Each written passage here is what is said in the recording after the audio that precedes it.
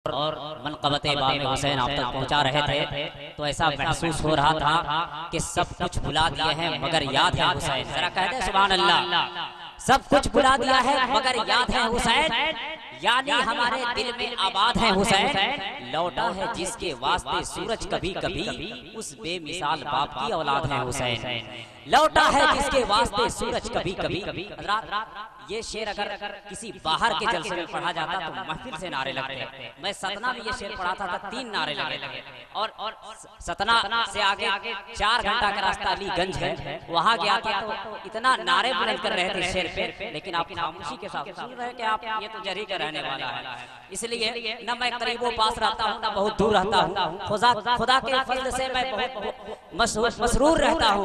मुझको लोग मोहब्बत से कहते हैं गुलाम फरीद नूरी, बाबा मुराद शाह के फैसले शहर अंबिकापुर रहता हूँ। जरा मोहब्बत के साथ पूरा मजमा एक ऐसा माहौल बना करके अपने हाथों को उठा करके कह दे सुभान अल्लाह, माशाअल्लाह। ऐसा लग रहा है कि मुबीन भाई 10 कलाम पढ़ के बैठे हैं। एक बनारस में शायर लगातार 12 कलाम पढ़ा और 12 कलाम पढ़ने के बाद बैठा, कहा कि कोई है एक गिलास पानी पिलाने वाला।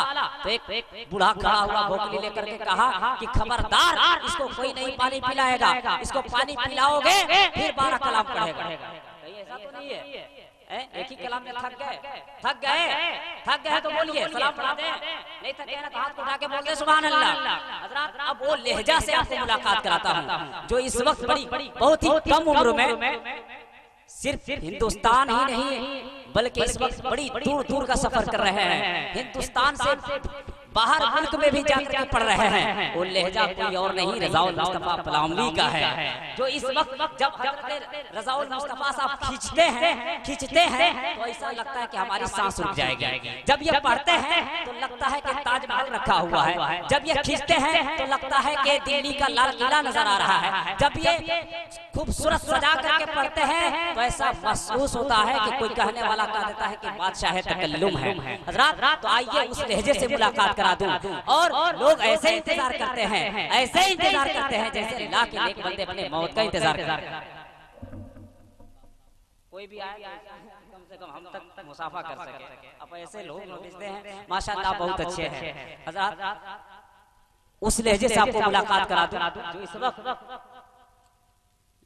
पूरे हिंदुस्तान में लोग ऐसे इंतजार करते हैं जैसे अल्लाह के नेक बंदे अपने मौत का इंतजार करते हैं, जैसे सच्चे नमाजी अजान का इंतजार करता है, जैसे बच्चा दूध का इंतजार करता है, जैसे मुखिया वोटर का इंतजार करता है, जैसे नेता इलेक्शन का इंतजार करता है, जैसे नालायक दामाद ससुराल में जहेज का। आप लोग इंतजार तो नहीं कर रहे हैं? इंतजार नहीं कर रहे हैं तो पहले अपने हाथ उठाइए, बेवकूफ मत बनाइए। नारे तकबीर, नारे रिसालत, मसलके आला हज़रत है महफिलों की शान रज़ाउल मुस्तफा पलामवी। कह देना सुभान अल्लाह। है महफिलों की शान रज़ाउल मुस्तफा पलामवी, है अदब की शान रज़ाउल मुस्तफा पलामवी। यूं तारुफ इनका गुलाम फरीद दीजिए, है सगे हसन रज़ाउल मुस्तफा पलामवी।